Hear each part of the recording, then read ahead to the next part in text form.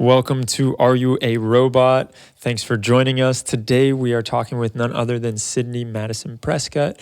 Let's hear what she has to say, and then we're going to jump into the full conversation.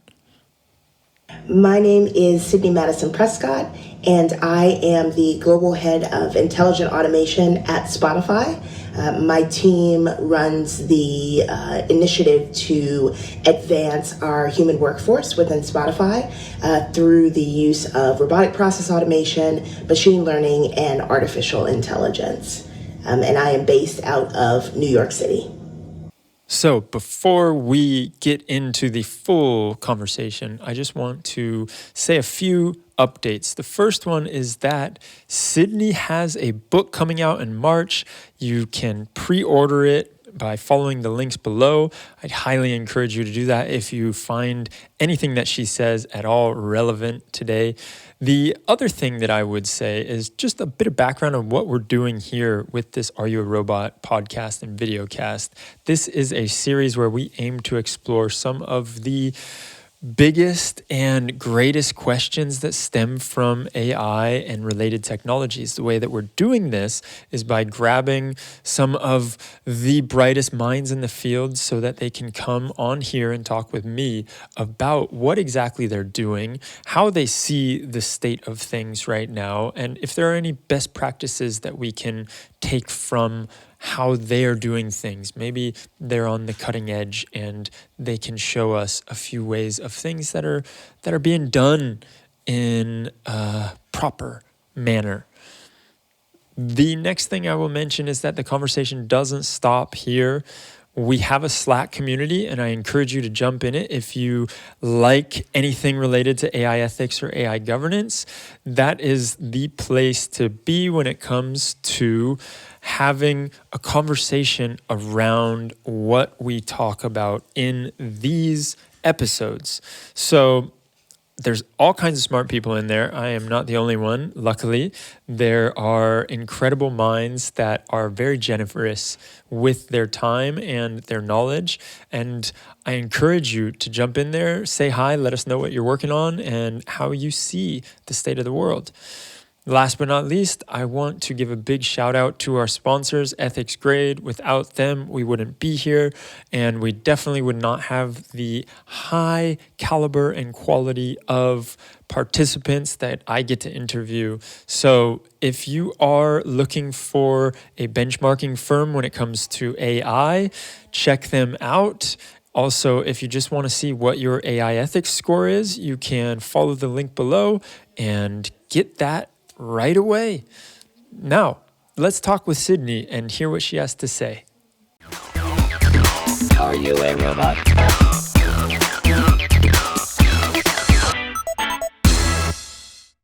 Sidney, it is great to have you here with us today on the Are You a Robot podcast and videocast. I am very excited to dive into so many different questions with you around Spotify and also machine learning, AI, and a bit of ethics too. I want to go down that route. But I think it would be interesting for everyone out there listening if you could just give us a background, a bit of history on how you came to be where you're at. Absolutely. So I started my journey into technology in college. I was a philosophy major, so I'll be happy to get into the ethics piece, as you mentioned earlier. But I was a philosophy major with a double minor in political science and ethics. And so I took an internship during my junior year, and that internship was at a financial payments company, specifically within the global software and infrastructure org. And I sat within the asset management team. And that is really where my understanding and my love for technology started. As a result of that internship, I started branching out into hackathons and things of that nature within my university. And then once I graduate, I continued the internship throughout junior and senior year. Once I graduated, I was offered a full-time position as a program manager. Started out as really looking at data quality, so looking at disparate systems and looking at the ETL and ensuring that the way that the data flowed throughout all of our complex systems in the company was correct. So I started there, worked my way up. I dived into the more cognitive automation by having a chance to complete a POC. And that proof of concept was about can we impact the workforce through robotic process automation. And so this was a few years ago before RPA was the big thing that it is today across industries. So it was very new. Most people weren't familiar with, what is RPA? And the initiative went very well. We were able to implement the POC seamlessly. And upon having a conversation with the CTO of the company, I became the head of the Global Intelligent Automation Center there. And so my initiative was basically to stand up the infrastructure, build the team of developers that would actually take this technology from outside of our small team to the entire enterprise. And that's really where I started. And since then, I have been primarily within financial companies, but my focus has been on innovation and more specifically, more of the kind of cutting edge tools such as RPA, diving into machine learning, OCR, which is your optical character recognition, and then also now starting to look at some ways that we can leverage AI as a part of that overall intelligent automation stack. Well, I think it would be interesting to look at what exactly RPA is and what the role that you're speaking of, like how this is going to, how this does in this moment, how this changes things. And like you said before, there's a lot of hype around it. It's an interesting cutting edge thing. So maybe we can dive into that a little bit more, because I know for myself, I was a little bit unclear on exactly what it was and what it wasn't. Absolutely. So when we talk about RPA, it stands for Robotic Process Automation. And in essence, this is software that mimics the exact steps that a human takes when interfacing with a business application or business system. So you can, in essence, you are able to take something that, let's say, a human is clicking through a lot of drop downs, they're navigating through a lot of web pages, they are potentially logging in, logging out of a system, maybe downloading different forms, Excel, etc. We can mimic all of that through the robotic process automation workflow. And the way this technology works is the software is what we call the robot. And so the robot is designed by a developer to flow through that exact process workflow that the human is taking. One piece that we do is we optimize the business process. So we walk through during our requirements gathering, the existing or the current business state and that process workflow. And as we go through it, we look at ways that we can optimize the process through the transformation to a robotic process automation robot. And through that process, we're able to basically eliminate all of the kind of duplicative steps that humans take and strip the process down to being extremely efficient. And from there, that developer designs a technical solution around using that business process and maybe the optimization of that process as kind of the template. And then that is it's designed in kind of a developer studio depending on the RPA tool that you use. And from there, we can actually watch demos and cycle through as that developer is building out the new process, the automated process. And typically all of these tools, there are a lot of different tools on the market in relation to robotic process automation. A lot of them are third-party vendors. Some of them are smaller, some of them are bigger. And the industry has definitely started to mature so that you do have some industry leaders, some vendors that are standing out, both in terms of the functionality of their platforms, but also the number of clients, the number of enterprise level clients that they now have. So it's quite a rapidly expanding field in terms of the kind of the vendor players that are in the space. And most companies do, if they're looking to have a robotic process automation implementation, they typically do that through the use of a third-party vendor tool. So can you give us some use cases on what we would use this for, or what maybe what different businesses that you've worked with have used it for and how you've taken advantage of it? Definitely. So the biggest use cases that we see today are those that are extremely rules-based. So this technology works excellent with anything that is very structured, very rules-based, and with any process that has business applications that are relatively stable in nature. So don't have a lot of change from month to month or quarter to quarter in relation to the user interface or the UI.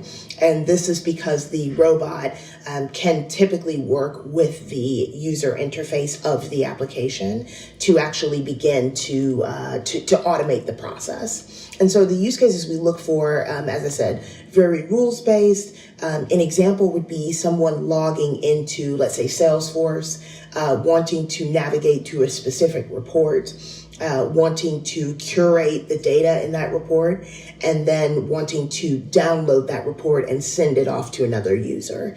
You're able to automate all of those steps, including the login, log out, navigating through the drop downs with the robot.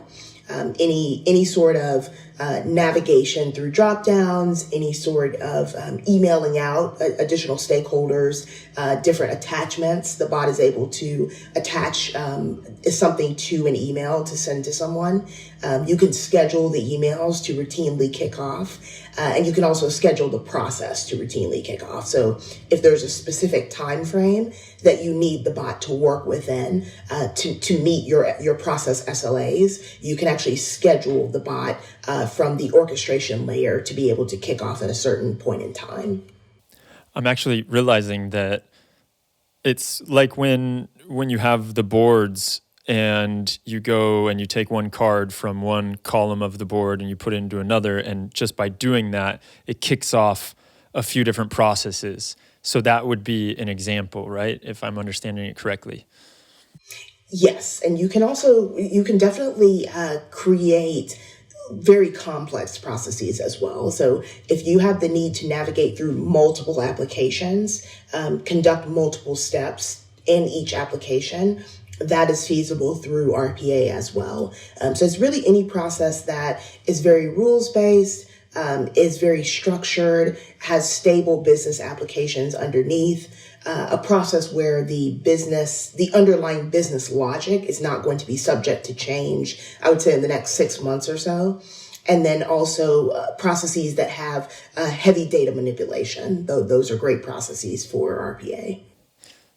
So yeah, I'm realizing like if this, then that kind of thing is a perfect example, I guess. And so I imagine a lot of us have been using this and we didn't even realize that we were using it. And the level of depth that you're going into, because you're really, your main thing, and maybe you can explain this a little more, is how can we make the lives of the Spotify employees easier with this technology? That is. So the ultimate goal for any RPA implementation is how can you improve the efficiency of your workforce? And this goes to all of if we think about it this way, a lot of the processes that we complete as employees, we would never think to automate those processes at an enterprise level. Like we would say, I'm not going to automate somebody's daily routine to, let's say, download a specific Excel file, right? And manipulate that data.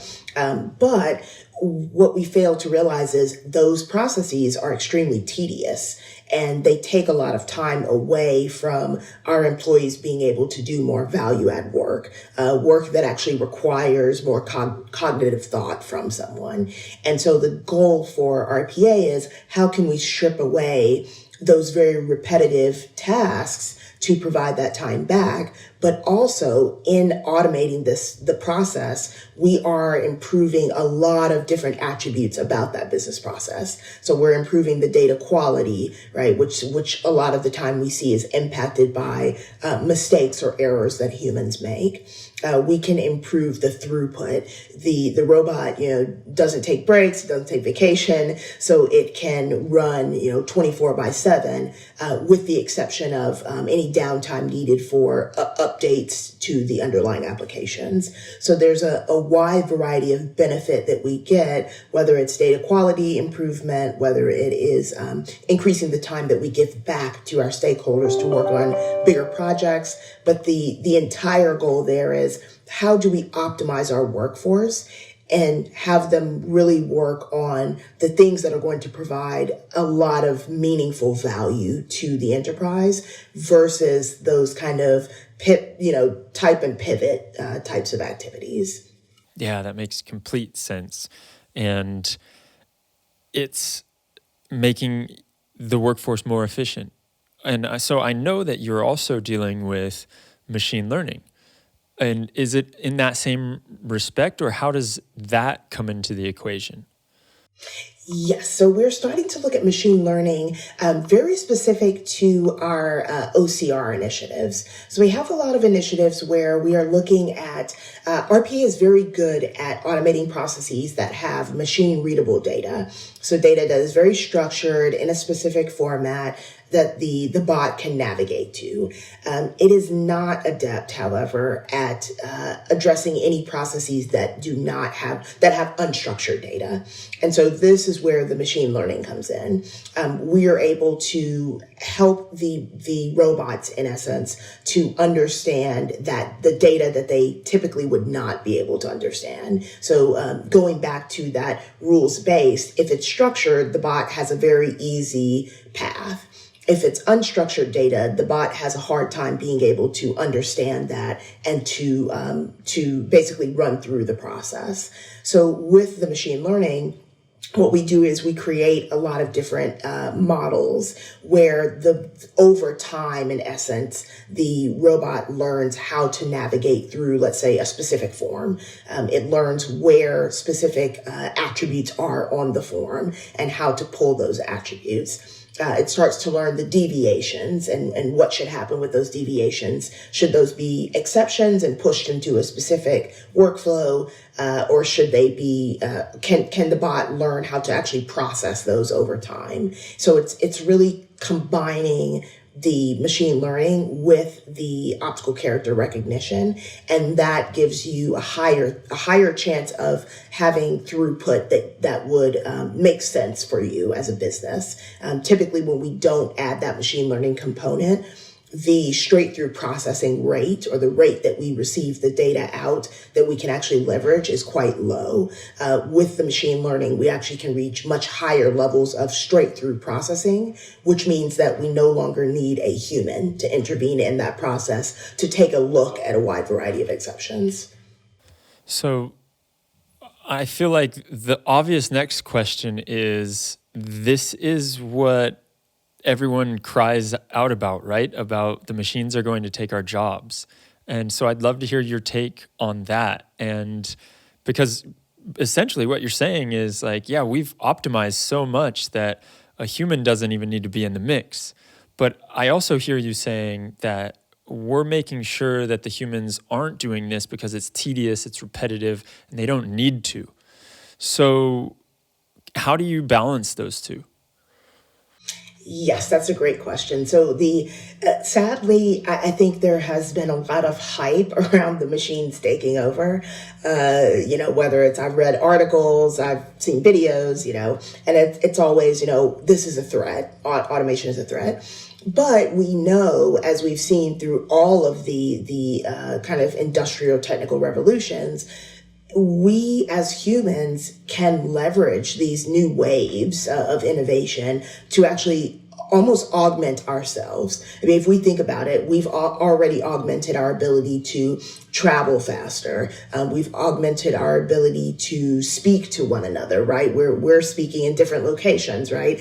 So we're augmenting our abilities as humans in a lot of different ways. And I see robotic process automation and intelligent automation, which is that entire tool stack, as the next wave. And we always hear a lot of people are starting to say like the fourth wave, right, of the Industrial Revolution. And that is because rather than looking at this type of automation as a negative, we're looking at this type of automation and we're saying, wow, imagine the potential that humans have if they no longer have to sit there for hours and do these tedious things.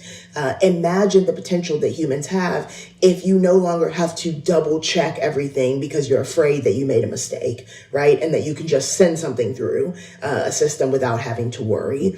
So it's lifting the worry. It's lifting the challenges that we have, as humans. We know that we are not perfect. We know that we make mistakes, but we're able to basically augment ourselves with this technology to say, I know I make mistakes, but I have a tool now that can make less mistakes than me, right? And all I have to do now is simply look, double check the machine to make sure that it's functioning as it should. But even that takes me less time than manually going through myself and actually completing those tasks. So it's less of, in my mind, a replacement of humans, and it's more of an augmentation of humans. And we're even seeing that a lot there's a huge movement for citizen development, and citizen development is where we have business stakeholders that actually learn how to build their own automations.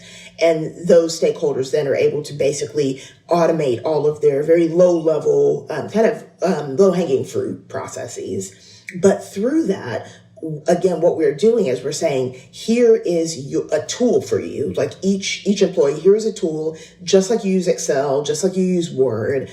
Here is a robot. And this robot, you're going to be able to leverage it, again, in the same way that you leverage all of your kind of Office Suite products or other applications you use to make your work easier, to make your life simpler on these more tedious tasks, so that you can actually pivot to the things where we really need a human, right, in the loop. Like we really need a human to talk through, whether it's presenting something, whether it is diving into thought leadership. Like that's really where we need humans to provide their input, and that's where the true value from the human in that process comes, rather than taking that same human and saying like, well, instead of focusing on thought leadership, focus on, pivoting these Excel spreadsheets.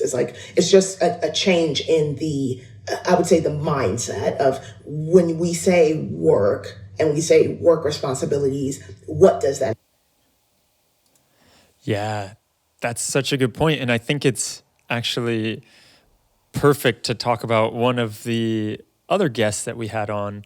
Actually, we've had two that were we talked a lot about how music right now has gone through that very same shift of being augmented, right? And first, it was just like you can think of an instrument as augmenting our musical capabilities, and then when it was the gramophone that augmented things, and then you have electronic music that augmented us, and now one of the past guests that we've had on used a machine learning model to transform his favorite playlist of ambient music, and it learned from all of the music on that playlist, and then it spits out a ambient music MIDI file after it goes through the machine learning model, and he gets to decide as the musician what sounds he wants to put as the file. So it's not like there's a human that's totally out of the loop, because he still decides on what sounds good to his ear. It's not like the machine learning model fully creates that music, which there are models that can do that. But his whole argument was very much like what you're saying, is that it's augmenting his creativity. and maybe he doesn't use the whole song, but he can grab a little piece of it and then put it with a few other pieces. And that's where his creativity comes into play, as opposed to just putting music through the machine and then letting the machine dictate everything. So I find that fascinating, and I also think it's perfect considering you are working at Spotify. And I wonder about those, though. I mean, this just popped into my head, being that Spotify is a streaming platform, and I wonder in the future about how, if we get to an age where a lot of people are doing things like that, or they're just making their own music with a machine learning model, and the machine learning model puts out the music, and then someone puts that on Spotify and it goes and gets millions of plays, who actually owns that, right? Like, should Spotify pay that musician for just putting it through a machine learning model? And so that's an interesting one to ponder. And I've actually talked at length about that with a few other guests, and it's something that is undoubtedly going to happen. Right. And it's probably already, you may know better than I do, it probably already does happen. And so that's something interesting. Then maybe now this is a good segue, and we can pivot a bit more into Spotify and how Spotify in general is using the technologies of machine learning and AI. And I know that there's a lot of machine learning going on with the analyzing of songs, right? And then for the playlist generation, there's a lot of, the For Me or Discovery? I can't remember which one it is, but there's like playlists that I'm constantly getting on my front page of Spotify, and they're machine learning made playlists because of the songs that I like. And I'm just wondering, are there other ways that you can tell us Spotify is using machine learning that might surprise us?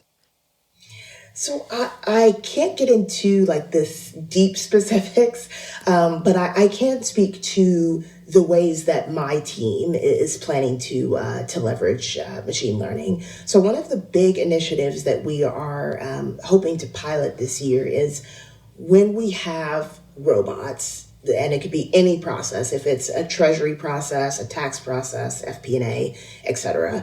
But that robot, for whatever reason, fails, right? Typically what we do is we have a human go in and review the failure and say, what happened, right? It may be system failure. It may be a business exception that we did not handle properly in the design of the robot. But there's a lot of different factors there as to why the bot would, for whatever reason, not work as expected. Mm-hmm. So one of the big things we're thinking through is, oh, well, that's still very manual, like that effort to say, like, why did the bot not perform as expected? Yeah. And what we'd like to do is focus on actually having the bots recognize specific errors and be able to actually come to the ability to basically say, okay, I'm going to troubleshoot this myself as a robot. I think that this problem is, problem A. And I have 3 different ways that I can solve problem A. Let me go through and let me try each of those potential solutions, 1, 2, 3. And if one of them works, great. I notify a human that there was a failure, but I chose option 3 and the process continued. If I go through all 3 options and none of them work, it still hasn't fixed the problem, then I, as the robot, create a ticket for a human to look, and the ticket will say, I, as the robot, I saw this error, I tried these 3 troubleshooting aspects, none of them worked, so now I need a human to assist with this. And the goal there is, as the robot starts to run through processes and it starts to, in essence, see different errors, it's going to learn from those errors what potential troubleshooting methods it can use. And so, through trial and elimination, each bot would say have 3 different troubleshooting measures for every error. only after it's tried itself to rectify the issue would it notify a human. And the goal there is, again, how do we decrease the amount of time that we as humans are spending on time-consuming efforts? So if the bot fails and it can fix itself, that saves our team from having to dig through the code, having to look at, whether, what happened, is this something that we didn't design it for, et cetera. Yeah. So that's one way that it's a pretty unique way, but it's a way that we're looking at self-healing bots, in essence. So can the bots actually heal themselves without us having human involvement in that process? Yeah, it's basically you're taking the base level of the RPA and then you're throwing machine learning on top of it to make sure that you get that extra added bonus. And I find that fascinating. And it really is nice that you have this option of the machine learning telling the human, hey, it came to me having to write up a ticket because I tried all these other ways and they weren't working. And so now somebody has to go play Sherlock Holmes and figure out why something broke. And so I'm wondering, as far as when you're doing this and you're deciding to implement certain technologies like the RPA or even the machine learning on top of it, is there any kind of like ethics board that gets into how you're using machine learning and what kind of information is privied to the machine learning models and all of that? So from the RPA side, no.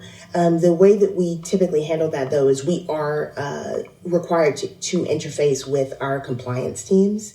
And those are the teams that are really looking at, to your point, how are we managing data? What type of data? How are we storing data? What type of data are we accessing? And what are the guidelines around data storage? Do we need to save the data for a certain amount of time in case we need to refer back to it? So all of those pieces are very much in partnership with our compliance partners. In relation to the way that we are managing data and the processes that we're touching, we really leverage the existing business process kind of guidelines. So and those guidelines have been vetted, again, by the relevant parties to make sure that we're handling data properly, et cetera. So as the RPA team, we are responsible for making sure that we do not open up any additional risk in relation to the kind of the guardrails that are already around that existing business process. Okay, great. And then as far as like the machine learning goes, is there ever, because I just think about yesterday, I was talking with a very smart man, Noah Gift, and he was saying how he was using Google as an example on how the smartest people in the world have been recruited for years by Google. And actually the tech industry has been looking at Google and really applauding them for this rigorous interview process. And if you get a job at Google, that just means you're the cream of the crop. And his whole argument was, well, yeah, they've had the smartest minds working on some of these problems for the last 5 or 8 years. And what they've done is essentially you look at things like what happened in the US and you're seeing on YouTube that people are being drawn down these YouTube holes and they're going into something like these conspiracy theories, right? And so he's saying without this oversight and without looking at the bigger picture, you have smart minds that are optimizing for something like watch time or however long to be on the platform. And then if you don't realize what you're doing, you all of a sudden create a situation like we had with a week ago or a week and a half ago. I can't remember exactly when it was. But I just wonder about, obviously for you, it's a much different situation. You're optimizing for the least amount of work that the least amount of repetitive kind of busy work, I guess we could call it, to be done by the employees so that it can open them up to do more higher level thinking and different amount of work. I still wonder on that, is there anybody that comes in and says, are we sure about this goal? Are we really needing to like go for this? Is this a good intention? Or is that something that is more just spoken about or not spoken about between the employees? That's a great question. So we definitely have those conversations. They typically are questions, they're typically conversations at my level, so the senior leadership level, talking through to your exact point. Do we need to do this? Do we need to automate this? What are the potential ramifications of going through with this automation? Is this something that is going to serve the community, right? The internal community? Yeah. What are some of the ways that we could predict that this could have the unintended, right, impacts of this automation? So we definitely have those conversations I would say at the very beginning of the project. And then also as we walk through the process, we look at everything that the developer is designing. And what we're looking for is any sort of unintended results that could come out unintentionally from the way that the solution is actually designed. And then, of course, we also look at any elements that we think could mean that it's a malicious actor. So we do all of those things both at the beginning of the process during the requirements phase and the documentation phase, but also throughout the SDLC, the software development lifecycle. I would say for the other, you talked a bit about technology and the smartest minds. I think there's been a lot of pushback on that because we have seen that the technology sector as a whole has a kind of a diversity and inclusion issue. And so there's been arguments that they're the smartest minds, but they're being cherry picked, right? Like they're the smartest like male minds, right? Yeah. They're the smartest, right? Like non-minority minds. Like they're not, exactly. It's not a true depiction of the smartest minds, right? So that, and there's been a lot of research on this where it's, a lot of kind of researchers are starting to say that is most likely leading to a lot of the negative impact that you see when we see the gaps in the way that the thinking is produced, because we don't have we don't have a homogenous way of looking at the world as individuals. And we have to make sure that we're including a little bit of everything. And what, unfortunately, for, I would say, the vast majority of the tech industry's existence, we really have narrowed it down to a very small pocket of the workforce having the ability, right, to step into these positions. And as a result, we see implicit bias that's coming out in these automations that are being built. Biases that aren't necessarily indicative of, well, it's flawed like this because a human designed it, but it's flawed like this because we have the same type of individual from the same type of background, right, designing everything, and they have the same biases, they have the same gaps that they're going to miss. And because of that, the product that we design is inherently flawed. Do I think that there will always be flaws in things that we design because we are humans and we are flawed? Probably.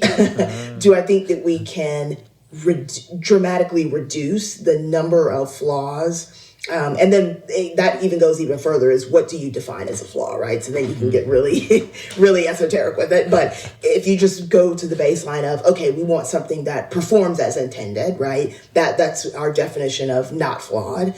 We can get to that faster, I would say, and probably fulfill the requirements greater if we expand our acceptance and understanding of who can contribute to that technology project, who can contribute basically to the conversation. Because when I think about technology, I think of it as conversations that we are having as humans about, again, how do we optimize, our business processes? How do we optimize the way we work? How do we optimize what we deliver, right, to our clients? And all of that, the more diverse the voices are that contribute to that conversation, the less likely I have seen, at least in my wheelhouse in technology, the less likely it is that you're going to have significant gaps in your understanding of what you are delivering to your audience. So I think we definitely have a long way to go. I know it's an ongoing discussion. I know that there are a lot of initiatives that are out there there's a lot of STEM initiatives, STEAM initiatives, to introduce more women into technology, more diversity in terms of ethnicity. So we have a long way to go, but the projects and the companies that I have seen flourish the most in terms of technology are truly the ones that embrace that kind of diversification of almost like the minds that are allowed to contribute to the conversations. So many great points in that 1 or 2 minute. I don't know how long you were talking there, but just that was brilliant. I really appreciate that and the perspective that you bring to the table on that. I was trying to remember what exactly the statistic was that I heard, but it goes in line with what you were saying. And it was something along the lines, maybe you've heard it or seen it too, where it's like the countries that are being led by women are being led in a much better way. There's actual statistics behind that. Better way is very broad, and I know it's absolutely horrible, especially for the data people that are listening. But I find that just to go right in line with, we need more inclusion. And that's something that we've talked about quite a bit on this show. And we need better data from all over, not just from a certain subset. And so having people in those conversations like that you were talking about, that you were looking at before you even start a project, having a diverse group of people there to talk through what could be the possible ramifications of this, what could be some unintended consequences, then I think that is so important and so huge, and sadly it's not seen enough, or if it is being done, it's just kind of as lip service sometimes. So I think that it's a crucial piece of the puzzle. And I think the first question that I wanted to ask on the tail end of that is that something that happens all throughout Spotify when any initiative is being brought to the table? And then the next question that I wanted to ask was, what and how are your thoughts? Because I imagine that you've undoubtedly had, or someone has brought up at these conversations, the idea of auditing the algorithms and auditing the machine learning and auditing the systems that you put into place, just to make sure that everything is falling in line, and you get somebody from outside to look at it. And I just thought of that because one of the last people that I interviewed does that very same thing. And so the first question is it something that happens at Spotify, and is it a company-wide cultural thing, or is it just your team? And then what about audits? Two great questions. So in terms of the company-wide, yes, like we are very strongly ingrained, and it's not just lip service in relation to diversity and really opening ourselves up at that kind of requirements gathering phase for differences in thought, differences in approach. We follow the Agile methodology, and part of that is that we really want everyone to weigh in. And again, the diversity and inclusion part comes at the very beginning. Like we have a strong push at the beginning, as before anyone even enters the company, to make sure that we are a more inclusive company. In relation to how we enact that, again, it's it's really a culture of anybody can contribute. We don't have hierarchies where it's like, oh, well, only the leaders can contribute or only this person can contribute. Everyone is on the same footing in terms of being able to contribute, being able to say, well, what about this, right? Being able to poke holes in something that someone has suggested, right? Because at the end of the day, it's pushback, but it's positive if it nets positive outcomes for whatever we are attempting to deliver. And I've seen it work really great just in terms of really appreciating everybody's voices at the table. And I've seen that throughout working with a large variety of teams across Spotify. So I definitely feel that it's a cultural thing because we want to be agile. We want to celebrate failure. We want to be able to learn from our failures rather quickly. And so we're very open to brainstorming and coming up with different ways of executing something and then talking through which route we want to start with. And then in relation to the audits, we're very big on that as well. So we have audits that happen throughout the year. We audit ourselves as well, just as internally. Nice. We do different samples of projects that we have executed. We sample the outputs, and we just randomly sample the outputs of every process. And what we do there is we do a full check to see, does this output match what I expected the bot to actually produce? And then on the flip, and that's just the internal team conducts those on a monthly basis, those audits. And then the other piece of the puzzle is the additional audits that our compliance team does, and then also additional external audits. So we have, I would say, a very heavy auditing schedule.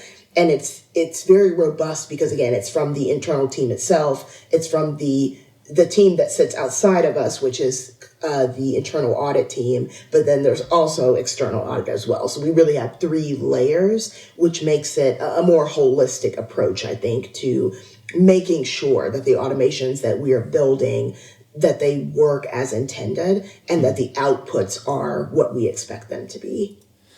Yeah, I think robust is a great word for that because it seems like you're policing yourselves, but you also have 2 others that don't necessarily have a horse in the race to come and make sure that everything is also going as planned. And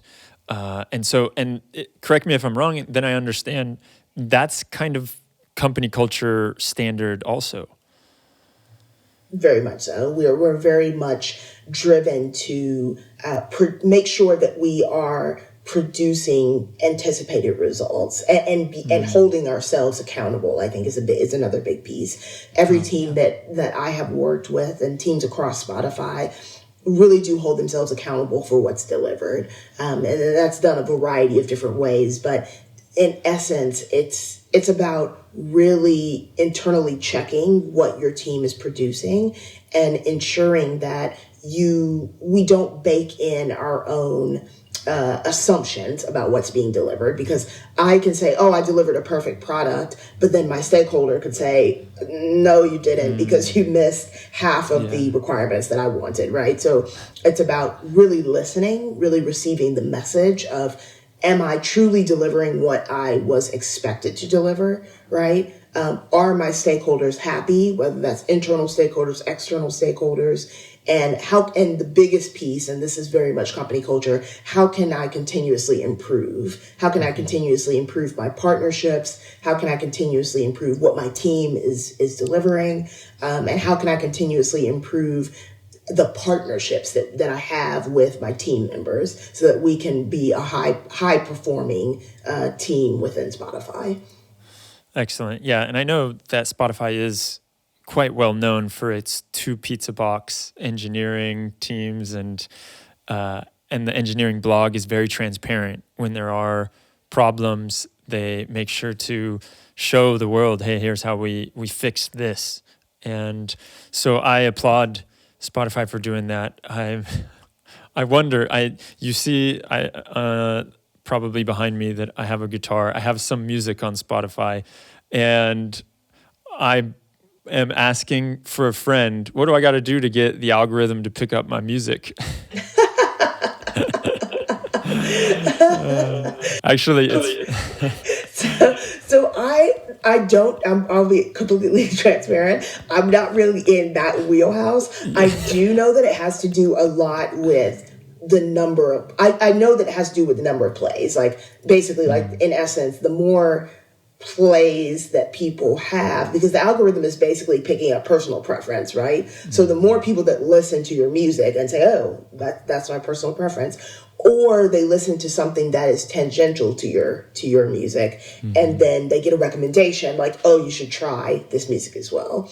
So it's really about what are people listening to, and if it's something that's similar, or if it's your exact music, that's kind of what, like, it's basically learning preference at the end of the day. So it's kind of what people prefer is what's actually driving what is recommended. yeah, it's a bit of a side note and a tangent, but I put my music up. My wife and I have group together, and we put our music on Spotify in like 2015, I think.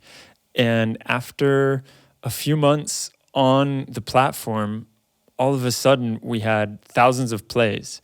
And it was very much like, wait, who's listening to us? Like, my mom doesn't listen that much. And I don't even know if she knows how to use Spotify, especially not in 2015. And come to find out that the algorithm picked us up, and in Mexico and Chile, we were getting a ton of plays out of nowhere. And so we rode the wave. And then one thing, the reason I was asking is because then we put out more albums, but those didn't get picked up. So I guess Mexico and Chile moved on from our music and wanted to go to something else. But I think about that, and I think there's an interesting question there too, as like being an artist. Luckily, I have this great job where I get to interview people like yourself, and so I don't fully depend on my income from Spotify. But if I were someone who was fully living the artist life and being a musician, trying to dedicate everything to that, I remember feeling very much like I had no say in what was going on. Like I would put something on Spotify and maybe it would go and maybe it wouldn't. And it was like I would do the same promotion beforehand and afterhand for both.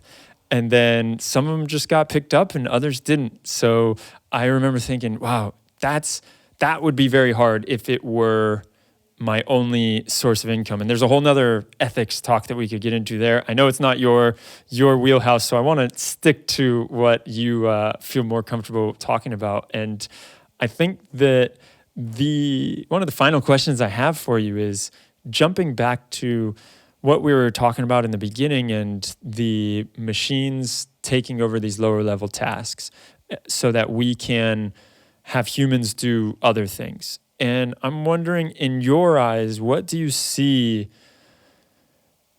what tasks are humans always going to be involved in?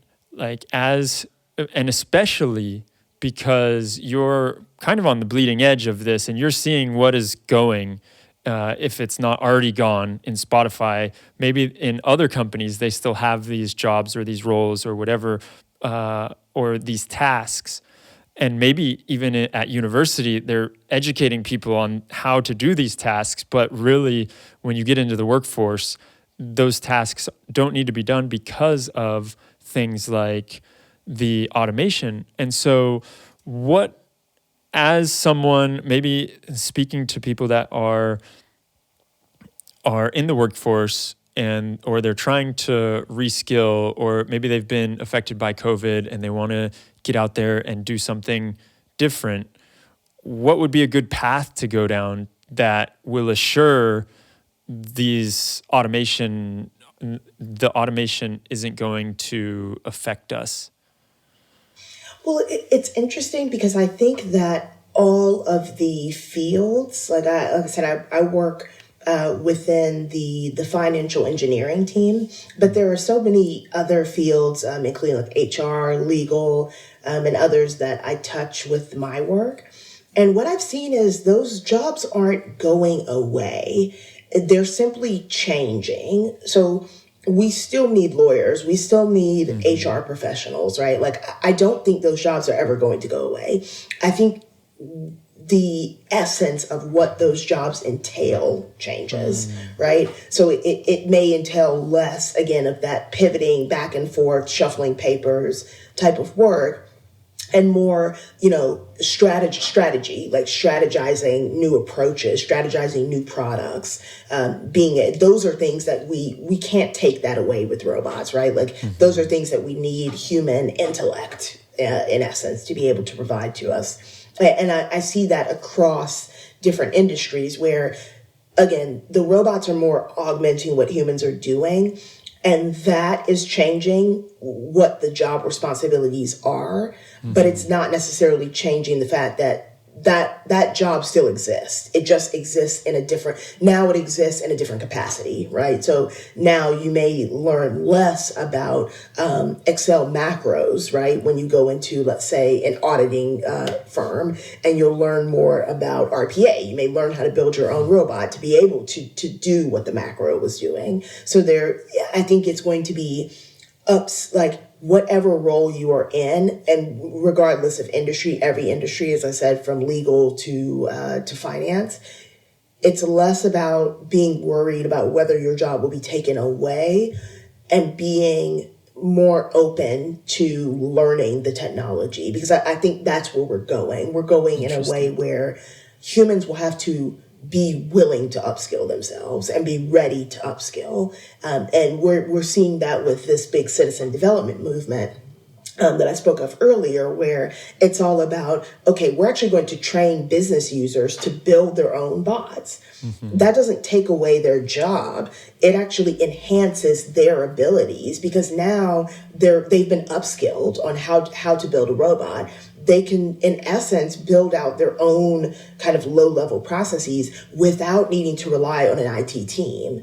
And that opens up a world of possibility for that individual and for that team. And that's knowledge. Once you learn it, you can continue to build upon it. You can take that knowledge with you when you go somewhere else and say, like, oh, actually, I know RPA, like, even though I'm an accountant. I know RPA, even though, I work on a tax team. And I think that's where the industry is going, saying, having less of a division between technology and business. At the end of the day, we are looking at a world that's changing into almost one office, and it's less of the back office, front office capabilities, and more so, it doesn't matter if you work in the front office or back office, you're able to execute those kind of ideas and business propositions seamlessly because you have been upskilled to do that. Yeah, fascinating. And I realized I totally went down the route of saying that jobs are disappearing and the automation is taking over, and I just at the beginning of this, I completely agree with you that it's not necessarily as doom and gloom as you may hear in the news. And I appreciate that perspective of saying, yeah, this is something that we're going to need to just familiarize ourselves with so that we can get better at getting rid of those tasks. And so and I think the way you put it of there's no front office and no back office, and then the augmentation that happens when me as a industry expert or a subject matter expert to be able to automate some of these lower level tasks and open me up for higher level things. I just wonder, so what are or have you seen this happen before where I'm, Demetrius, and I go into work and 50, 60, 70% of my daily routine is something that can be automated. And so then I learn how to automate that. And now all of a sudden I've got 70% of my life back. And so what do I do? Do I just work just as hard? I work that 100% and then I have to figure out things to fill that time with. And how have you seen that transition happen when people basically get pieces of their life back And then what do they start to focus on? Maybe you have some stories around that. Yeah, that's a really interesting topic, because what I've seen is we actually have so much work that is on the back burner that shouldn't be on the back burner, but we literally just don't have the bandwidth. And this is not just saying Spotify. This is like every company that I have worked in the intelligent automation space. There is so much work that has just never been touched, which is sitting there waiting for, and it usually is not, it's not the manual work. It's the work that requires somebody to actually think through, to strategize.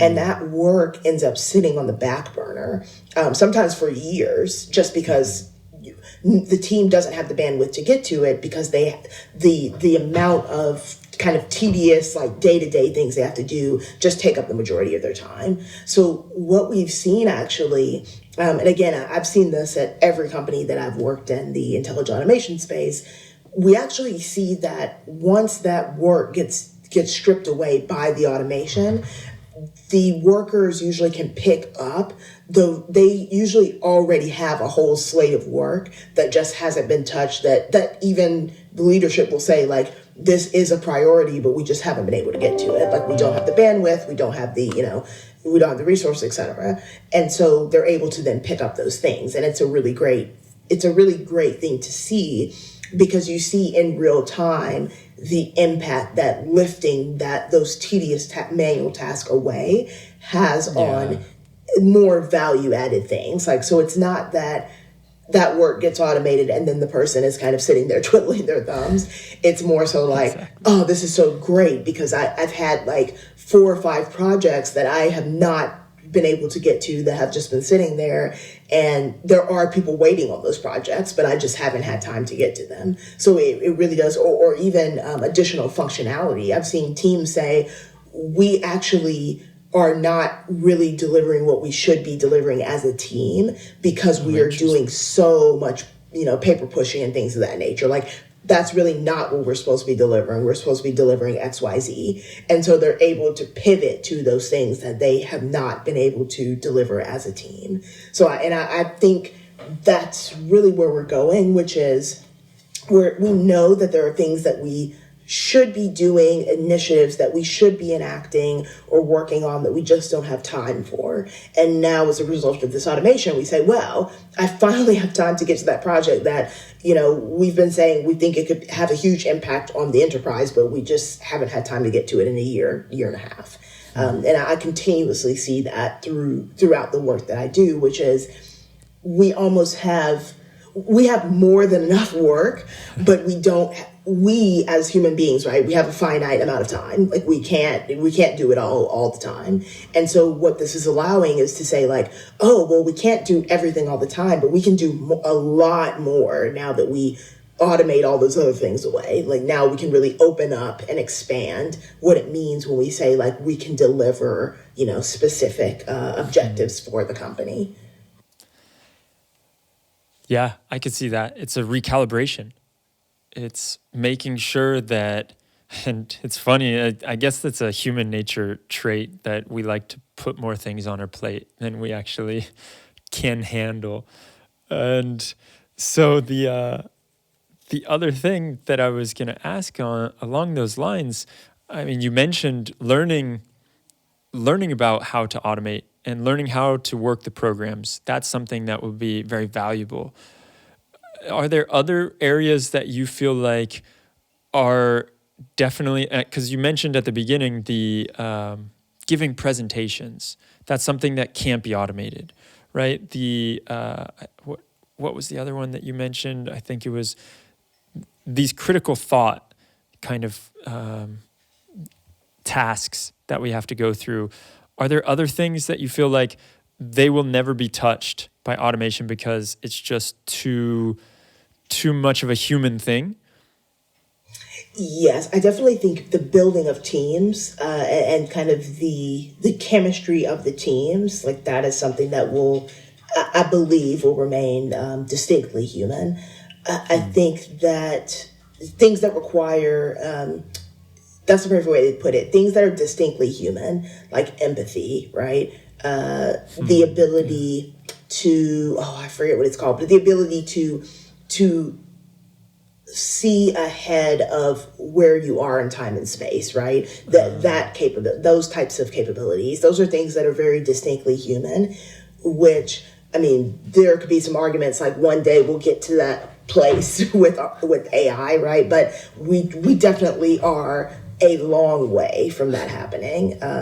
Even the most rudimentary, or even the most complex, I should say, AI that we have today, it still pales in comparison to the abilities of the human mind. And I think that is where people should find some comfort, is that, we as humans, we have the best computer, right? Which is our mind.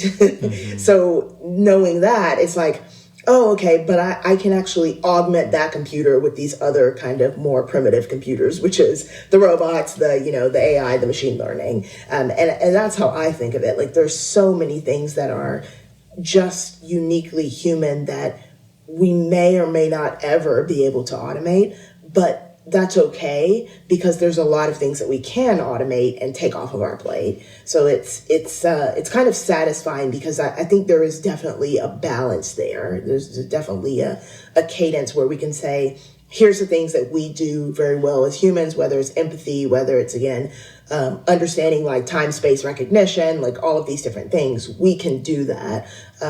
We have the capacity to deliver that, not only for ourselves, but for others.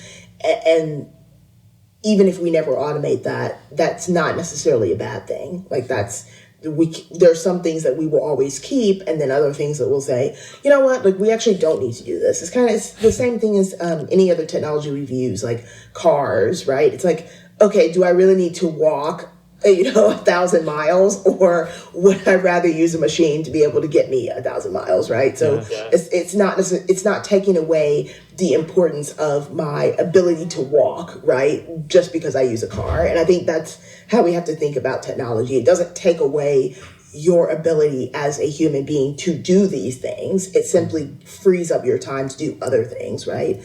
And actually provides great benefit, like speeds up a lot of the things that you could do. Yeah, perfect answer. I completely agree with that. And even looking at the car, now we're realizing on however many iterations later, maybe we don't even need to be the driver of this whole thing. So I just have one last question for you, and then I'll let you go. I really want to thank you for taking the time to speak with me and break down your view and what's going on at Spotify and how you're tackling automation, what the potential for it is. I mean, there's so many great points that you make in this. So I thank you for that. The last question that I have is, are you a robot? Well, I think, like I said, I think everybody has some aspects of a robot in them, or a computer, I should say, in them. I myself am not a robot, but I do enjoy kind of my space, my time, and being able to kind of be at the forefront of this type of automation is really interesting, because it does bring up a lot of ethical questions. It brings up a lot of questions about what it means to be human. So there's a lot of things that are built into it, which are really fascinating, to be honest. And I genuinely love this field, because it's rapidly expanding, but it's also bringing up a lot of important conversations that we need to have around how do we move forward, how does humanity move forward and continue to embrace technology and feel less threatened by technology, but also embrace who we are, and in knowing that technology isn't going to answer all the questions, right? Like, it's never going to be the ultimate solution for everything, right? Like, we have to realize it's one piece of a bigger puzzle. And I think for me, that gives me comfort, saying like, oh, okay, we're starting to slowly but surely figure out this one piece of the puzzle, right? We're going through these different, like I said, industrial revolutions, where we're slowly but surely, your comment about the car is perfect, right? Like, we go through iterations of like, hey, this is a great idea, but what if we could do this? Hey, that's a great idea, but what if we could do this, right? And it's very exciting to be a part of that. And I'm excited to see where we go, especially we've seen so many changes just in society with, unfortunately, the global pandemic.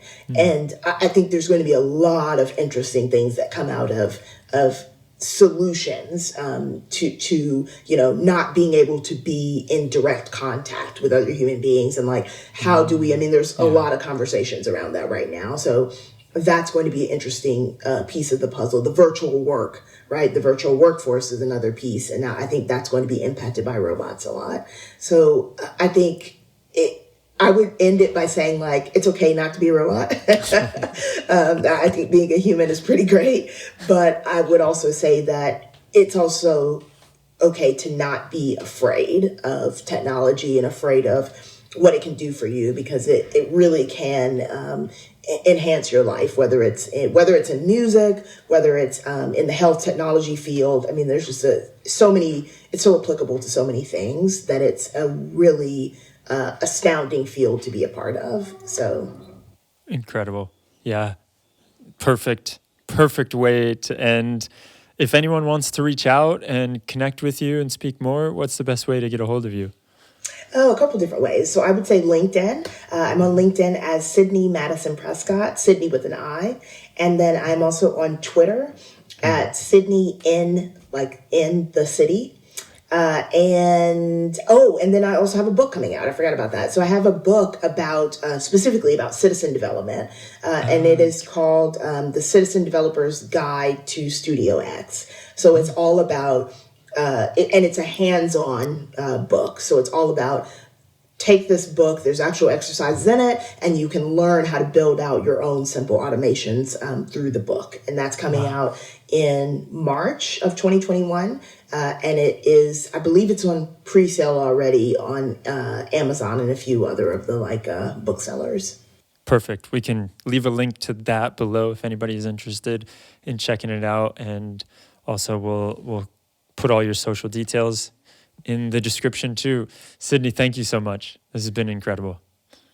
Absolutely. Thank you so much for joining me. I hope everyone has something that they took away in relation to robots, and just remember that this is a brand new world, and it can be quite exciting to get into. Incredible. We'll see you all later. Thank you.